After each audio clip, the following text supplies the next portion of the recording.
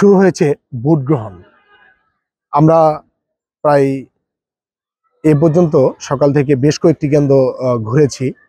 এখন এই মুহূর্তে আছি শেরপুরের শ্রীপুরদী উপজেলার লঙ্গরপাড়া উচ্চ বিদ্যালয়ে। এখানে ভোটার উপস্থিতি একদম নেই বললেই চলে।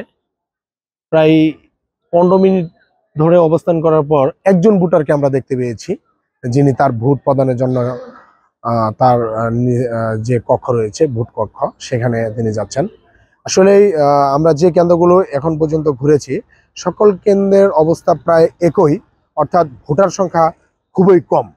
আমরা যে লঙ্গরপাড়া উচ্চ বিদ্যালয় এই কেন্দ্রে রয়েছি, এই কেন্দ্রে অর্থাৎ 15 মিনিট ধরে আমরা অবস্থান করার পরে একজন ভোটারকে মাত্র দেখেছি, যিনি গিয়েছে। আর এই মাত্র আরেকজন ভোটার তিনি যাচ্ছেন ভোট দিতে। অর্থাৎ ভোটার সংখ্যা একেবারেই কম লক্ষ্য করা যাচ্ছে। কিন্তু যারা প্রার্থী রয়েছে তাদের লোকজন এবং প্রার্থীরাও চেষ্টা করছে ভোটার উপস্থিতি বাড়ানোর জন্য।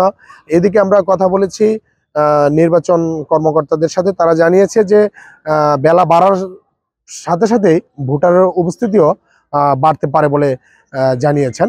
তবে আসলেই অনেকেই বলছেন, আমরা এখানে স্থানীয়দের সাথে কথা বলেছি, যে তারা বলেছেন যে মূলত ধান কাটার মৌসুম চলছে, অনেকেই মাঠে কাজ করতে চলে গেছে ভোরবেলায়, যার কারণে তারা এখন আসছে না।